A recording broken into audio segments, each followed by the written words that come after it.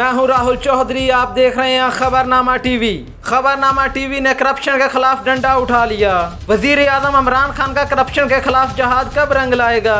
चक Shahzad NIH में ठेकेदार की सुनामी करप्शन जारी है। मट्टी, सीमेंट और कचरा से अहम जगह की भराई। टेंडर में मंजूर मास्टर टाइल की जगह गैर मेयारी मास्टर टाइल का इस्तेमाल होने लगा।